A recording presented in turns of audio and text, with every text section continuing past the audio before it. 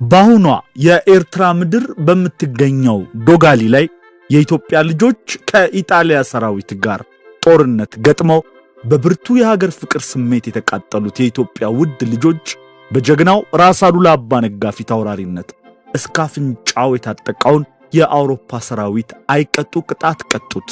ድልም ለኢትዮጵያ ልጆች ሆነ። ወሬውም ወደ ሮም በደረሰ ጊዜ በኢጣሊያውያን ዘንድ ከፍተኛ ቁጭትን ፈጠረ። በዚህ ጦርነት ኢጣሊያ ዋናው የጦር አዛዧ ኮሎኔል ቶማሶ ዲ ክሪስቶፎሪ የተገደለባት ሲሆን ከሱም በተጨማሪ 407 ወታደሮቿንና 23 መኮንኖቿንም አጣለች። ኢጣሊያ በጦርነቱ ለተሰዉ ወታደሮቿ ሮም ላይ ሐውልት አቁማላቸዋለች። በተመሳሳይ መልኩ ኢትዮጵያ ለዶጋሊ ጀግኖች ኤርትራ ውስጥ ሐውልት አቁማ የነበረ ቢሆንም ህዝባዊ ግንባር ሓርነት ኤርትራን ሲቆጣጠር ሐውልቱ እንዲፈርስ ተደርጓል። ራስ አሉላ የዕድሜያቸውን አብዛኛውን የኢትዮጵያን የባህር በር ሲጠብቁ የኖሩ ታላቅ የሀገር ባለውለታ ነበሩ። ሰላም ጤና ይስጥልን። እንዴት ናችሁ የተከበራችሁ ተከታታዮቻችን? ይህ ነበር ሚዲያ ነው።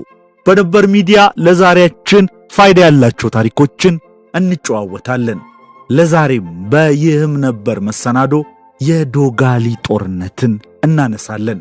በያዝነው ሳምንት መጀመሪያ ማለትም ጥር 18 ኢትዮጵያውያን ዶጋሊ ላይ ጣሊያንን ድል ያደረጉበት ታላቅ ቀን ነው። ጣሊያን ልብ ቢኖራት በዶጋሊ ተምራ የአድዋን ጦርነት አታደርግም ነበር። በተደጋጋሚ አይቀጡ ቅጣት የኢትዮጵያ ጀግኖች ጣሊያናውያንን ቀጥተዋቸዋል። በኋላም ደግሞ ከአድዋ በኋላ ከ40 ዓመት በኋላ ለበቀል መጥተው እንዲሁ በጀግኖች አባቶቻችን ተመሳሳይ ቅጣት ደርሶባቸዋል።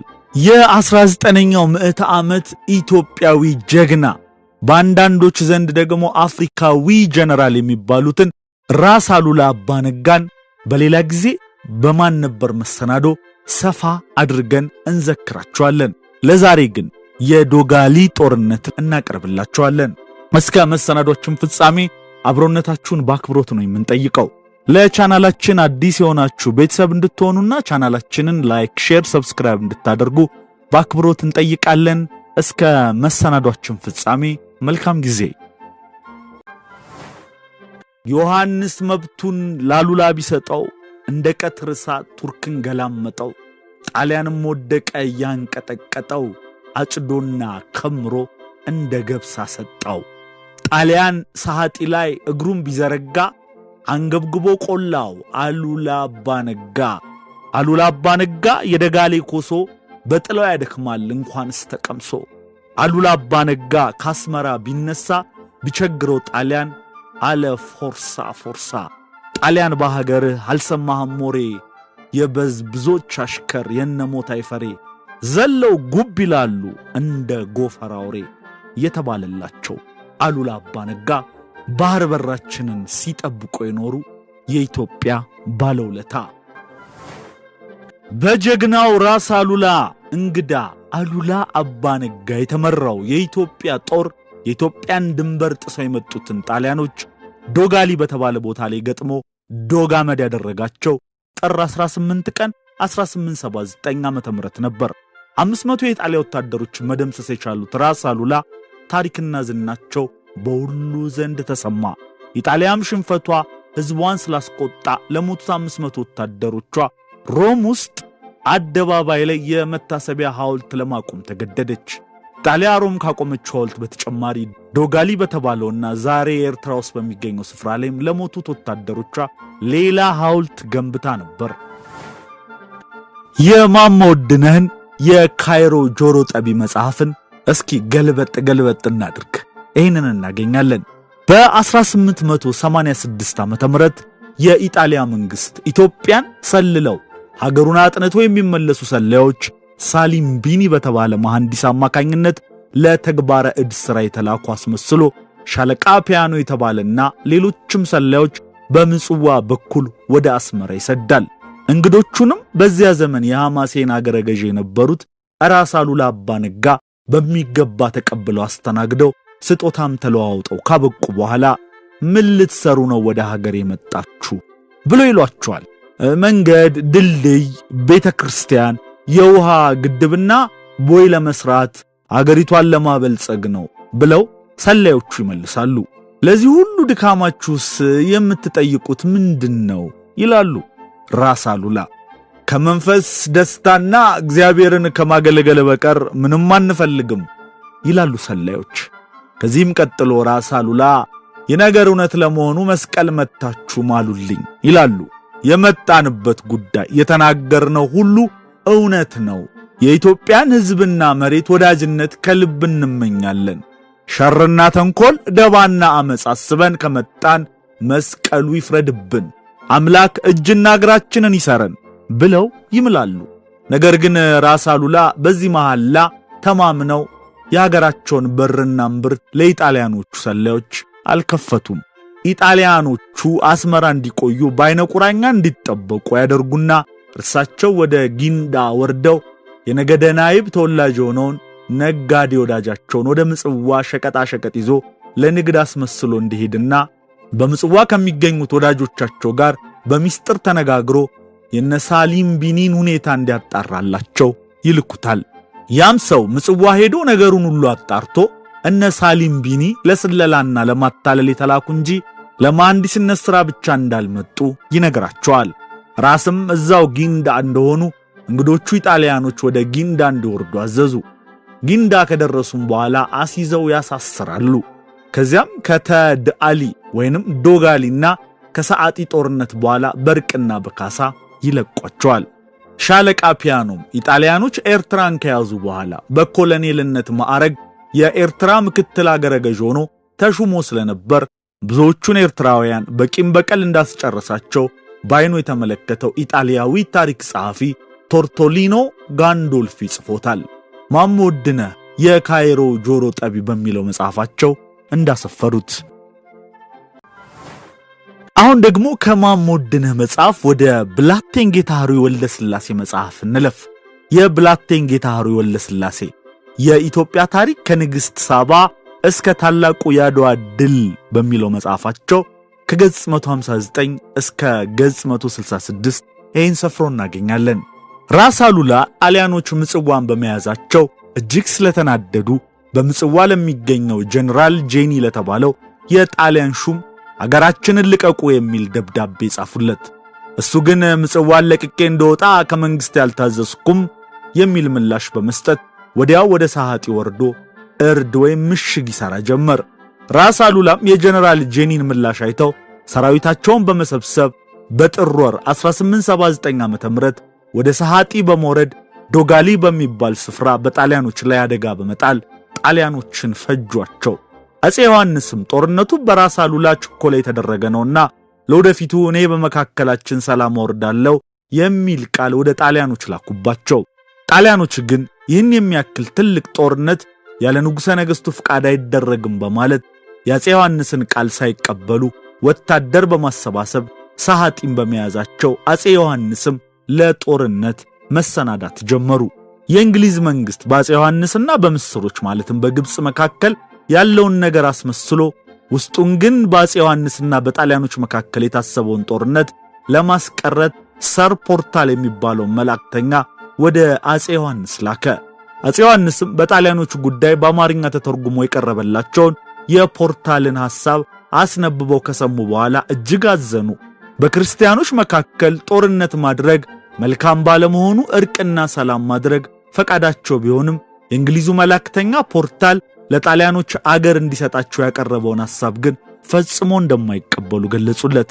አፄ ዮሐንስ ለጣሊያኖች አገር ይቅርና ስንዝር መሬት እንደማይሰጡ፣ ጣሊያን የሰፈረበት ምጽዋም የራሳቸው ግዛት መሆኑን እንዲሁም ኃይልና ድል ማድረግ በኢየሱስ ክርስቶስ በመሆኑ ጣሊያኖችን የሚፈሩበት ነገር የሌለ መሆኑን ቁርጥ አድርገው ለእንግሊዙ መልእክተኛ ስለነገሩት ሐሳቡ ስላልተፈጸመለት በእጅጉ አዘነ። መልእክተኛው የመጣበትን ነገር ከአፄ ዮሐንስ ጋር ተነጋግሮ ሳይጨርስ ጣሊያኖች ወደ ሰዓቲ በመውረድ አገሩን መያዛቸው ስለተሰማ አፄ ዮሐንስ ቁጣቸው በርትቶ ወደ ሰዓቲ ለመውረድ በመወሰን ለእንግሊዝ ንግሥት ለግርማዊት ቪክቶሪያ መልእክተኛ ደብዳቤ ጽፈው ሰጡት። በደብዳቤያቸውም ክርስቶስ የሰጣቸውን አገር ንግሥቲቷ እንዴት ለጣሊያን ልቀቅ እንዳሏቸው በመጠየቅ ልቀቅ ቢሉ እንኳን ያልተገባ መሆኑን እንዲሁም እርቅ መደረግ ካለበትም እርቁ መደረግ ያለበት ጣሊያንም ባገሩ እሳቸውም ባገራቸው ሆነው መሆን የሚገባው መሆኑን ገልጸዋል። ብላቴን ጌታህሪ ወልደ ሥላሴ የኢትዮጵያ ታሪክ ከንግሥት ሳባ እስከ ታላቁ የአድዋ ድል በሚለው መጽሐፋቸው እንዳሰፈሩት እኔ የሮማ ጠቅላይ ገዥ ሆኜ ሲሄድ ያን ጊዜ ጣሊያኖች ሰዓት ድረስ ሊመጡ ይችላሉ። አንዴ ክንዴን አሳይቻቸዋለሁ። እንደገና ከመጡም እደግማቸዋለሁ። ራሱ ቀይ ባህር የኢትዮጵያ የተፈጥሮ ወሰን ሆኖ ኖሯል ይኖራልም። ይሄ ወርቃማ የራስ አሉላ አባ ነጋ ንግግር ነው። ጥር 18 ቀን 2018 ዓ.ም 139 ዓመታትን ወደ ኋላ ስንመለስ የዶጋሊ ጦርነት በኢትዮጵያ አሸናፊነት የተጠናቀቀበት ደማቅ የጀግንነትን ታሪክ እናገኛለን። ጣሊያን አንድነትና ውህደቷን እንደ አውሮፓውያን አቆጣጠር በ1861 ከመሰረተች በኋላ የቅኝ ግዛትን ለማስፋትና ኃያል አገር ለመሆን የቀይ ባህር ዳርቻና ምጽዋን ከያዘች በኋላ ወደ ሳህቲ ከተማ ዘለቀች። መቀመጫቸው አስመራ የሆነው የምድሪ ባህሪ ገዥ ራስ አሉላ በምዕራብ ኢትዮጵያ የደርቡሾች እንቅስቃሴን ለመክታት በከሰላው ወይም ገለባት ጦርነት ላይ ያሉ ጣሊያኖች የዊአንና የዙላን ሰፈሮች መያዛቸውን በሳህቲም መመሸጋቸውን እንደሰሙ ወደ አስመራ በመመለስ ለጄኔራል ካርሎ ዢኒም ደብዳቤ ጻፉለት። የታሪክ ጸሐፊው አቶ ተክለ ጻድቅ መኩሪያ አፄ ዮሐንስና የኢትዮጵያ አንድነት በሚባለው መጽሐፋቸው ደብዳቤውንና የጦርነቱ ሁሉን ዘግበውታል። ራስ አሉላ ጄኔራሉን ያስጠነቀቁበት ደብዳቤ ውስጥ የሚከተለው ይገኝበታል። እንግዲህ ወዳጅ ከሆንን ጦር ሰራዊቶን ከዊአ ያስነሱ፣ ነጋዴውም በአድገዴ ወይንም በሐባብ በኩል መሆኑ ቀርቶ ለመሸጥም ለመግዛትም ከጊንዳ በኩል ይመላለስ። ዊአ ያለው ጦሮ እስከ ጥር 13 ቀን ድረስ ይለቀቅ። ዙላ ያለው ወታደሮ ከአንድ ወር በኋላ ይውጣ። ወዳጅነት ከፈለጉ ይህ መፈጸም አለበት፣ ያለዚያ ግን ወዳጅነት መቅረቱን ይወቁት በማለት ጥር 5 ቀን 1879 ዓ.ም ለጻፉት ደብዳቤ ቀና ምላሽ አላገኙም። ስለዚህ ኮሎኔል ክርስቶፎሪስ ትዕዛዙ ከሰዓት በላይ እንደደረሰው ሌሊቱ ጭምር ሲዘጋጅ አድሮ ሲነጋ 540 የነጭ 50 የአገር ተወላጅ ወታደር ሁሉም በደንብ የታጠቁ 10 የሚሆኑ መድፎች ከምንኩሎ ተነስተው ከጧቱ በ2 ሰዓት ተኩል ዶጋሊ አጠገብ ሲደርሱ ራስ አሉላ ወታደሮቻቸውን ግራና ቀኝ ስፍራ ሲይዘው ይጠባበቁ ነበር። ጣሊያኖቹ ግን የኢትዮጵያን ጦር በመናቅ መንገድ ለመንገድ ሲመጡ ራስ አሉላ እነርሱን በጥሩ አይተው ወደ ጊንዳ እንደሚሸሹ የጦር መኮንኖቹ አምነው ይህንኑ በጉዞ ላይ ይጫወቱ ነበር ይባላል። ይሁን እንጂ የራስ አሉላን አመጣጥና የጦራቸውን ብዛት የሰሙ አንዳንድ በጣሊያኖቹ ውስጥ የተቀጠሩ ፓሻ ባዙቆች ከጉዞ ላይ ሰረቅ እያሉ ወደ ጫካ በመግባት የጠፉ ቢኖሩ በቅርብ የመጣውም ቀድማለሁ ብሎ የነበረው የነጭ ወታደር ወደፊት ሲገሰግስ ሳለ ሳያስበው ከራስ አሉላ ጋር የሩምታ ተኩስ ላይ ወደቀ። ኮሎኔል ክርስቶፎሪስ ወታደሩ በቶሎ የመከላከያ ስፍራ እየፈለገ በመያዝ እንዲመክት ለየሹማምንቱ ትዕዛዝ ወዲያው ሰጥቶ ወታደር ከወታደር እየተታኮሰ ውጊያው በተጋጋለበት ሰዓት እርዳታ እንዲደርስለት ወደ ካርሎ ዢኒ በጥድፊያ መልእክተኛ ላከ። ዳሩ ግን ተኩሱ በሚጋጋልበት ሰዓት ኢትዮጵያውያኑ እያደር ዙሪያውን እንደ ቀለበት ከበው ጠላቶቻቸውን ሞጫ መግቢያ ሳጧቸው። ጣሊያኖቹም በያለበት መከባባቸውን ሲያውቁት ጠንክረው ይዋጉ ጀመር። ነገር ግን ከያዙት የጦር መሳሪያ ግማሹ በተለይ መድፉና መትረየሱ ከግብጾች በውርስ ሲሆን በግዥ ያገኙት አሮጌ መሳሪያ ስለነበር በመካከሉ አልሰራ እያለ አስቸገረ። ጥይቱም አለቀባቸው። ወደ ዢኒ የተላከው መልእክተኛ ጣሊያኖቹ አደገኛ ሁኔታ ላይ መገኘታቸውን አስረድቶ በ4 እና በ5 ሰዓት መካከል ደርሶ እርዳታው ተዘጋጅቶ ከመላኩ በፊት ራስ አሉላና ወታደሮቻቸው ከወዲህ የድል አድራጊነት ሥራቸውን አከናውነው ጨረሱ። ውጊያውም ያለቀው በመጨረሻ ላይ በጨበጣ ጦርነት ነበር። በውጊያው ላይ ዋናው አዝማች ኮሎኔል ቶማስ ደ ክርስቶፎሪስ ከ22 የጦር መኮንኖቹ ጋር በጦር ሜዳ ላይ እየተዋጋ ወደቀ።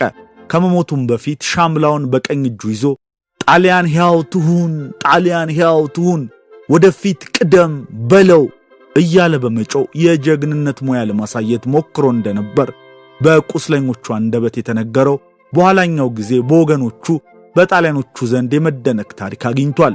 ያልተናገረውንም በመጨማመር ቆስሎ ከመውደቁና ሕይወቱ ከመጥፋቱ በፊት በሕይወት ላሉት 12 ወታደሮች በውጊያው ወድቀው ለተረፈረፉት ወታደሮች የብረት ሰላምታ ስጡ የሚል ቃል ወርውሯል እየተባለ በየጊዜው ሲጻፍና ሲታመን የቆየውን የዛሬው ተመራማሪ ጸሐፊ አንጀሎ ዶልቦካ የፈጠራ ወሬ አድርጎታል። በውጊያው ላይ ራሱ ኮሎኔል ክርስቶፎሪስ ከ22 የጦር መኮንኖች ጋር ሲወድቅ 418 ወታደሮች ሞተዋል። ከነዚህም ውስጥ ቆስለው ወደ ምጽዋ እንደርሳለን ብለው በሌሊቱ ጉዞ እያቃሰቱ በመንገድ የሞቱ ምጽዋ ደርሰው ነፍሳቸውን ያተረፉም ይገኛሉ። አንዳንዶቹ ምጽዋ ሆስፒታል እንደተገኙ ለየዘመዶቻቸው በጻፉት ላይ ሹማምንቶቻችን ያለምንም ጥናትና ድርጅት ከጦርነት ላይ አጋፍጠውን ጣሊያን ሕያውቱን ወደፊት ግፋ ብለው በመጨረሻ እኛን ጥለው እነሱ ሸሹ የሚል ሮሮ ያቀረቡ ነበሩ። ከተረፉት የጦር መኮንኖች መካከል ካፒቴን ማሸሊኒ የሚባለው የመድፈኛ የጦር መኮንን እንደቆሰለ ሳይሞት የሞተ በመምሰል ከሬሳ ጋር ድምፁን አጥፍቶ ውሎ ሲጨልምና ጸጥ ሲል ከጥቂት ጓደኞቹ ጋር በሌሊት የችግር ጉዞ ተጉዞ ምጽዋ ከገባ በኋላ እንደቀሩት ቁስለኞች በራስ ሙዱር ሆስፒታል ታክሞ ከዳነ በኋላ ወደ አገሩ በሕይወት ለመመለስ ችሏል። ይህን በመሰለ ድል አድራጊነት የታሪክ ጸሐፊዎች እንደሚሉት ጦርነቱ የ15 ደቂቃዎች ብቻ ሆነ። የኢትዮጵያ ወታደር በጋለ ጀግንነቱ ሲገጥም ጠላቱን እንዴት በመሰለ አኳኋን እንደሚሻማው አስረዱ። ይህን በመሰለ ድል አድራጊነት ራስ አሉላ የፈለጉትን አገኙ። ጀነራል ጄ ይባል የነበረው የጣሊያን ጦር ሰራዊት አዛዥ ሰዓቲና ዊአን ለቀቀ። በምጽዋ ወደብ በኩል መሳሪያዎች በሙሉ ለኢትዮጵያ ተላለፉ። ራስ አሉላ በምዕራብም በከሰላ በምስራቅም በምጽዋ ወገን የኢትዮጵያን ጥንታውያን ድንበሮች አስከበሩ። ኢትዮጵያውያን በጀግንነት ተወዳዳሪ እንደሌላቸውም ለዓለም አስረዱ። የተከበራችሁ የነበር ሚዲያ ተከታታዮች ለዛሬ በይህም ነበር መሰናዶ ጥር ላይ ሆነን በሳምንቱ መጀመሪያ ጥር 18 ቀን ያሰብነውን የዶጋሊ ድልን አስመልክቶ ያዘጋጀንላችሁ መሰናዶ ይህን ይመስል ነበረ። እንደወደዳችሁት እምነታችን ነው። ሌላ ጊዜ በማን ነበር መሰናዶ ራስ አሉላ አባ ነጋን እንዘክራለን። በሌላ የይህም ነበር መሰናዶ እስክንገናኝ ለዛሬ በዚሁ እንሰናበታችኋለን። ቻናላችንን ላይክ፣ ሼር፣ ሰብስክራይብ እንድታደርጉ በድጋሚ ለማስታወስ እንወዳለን። መልካም ጊዜ።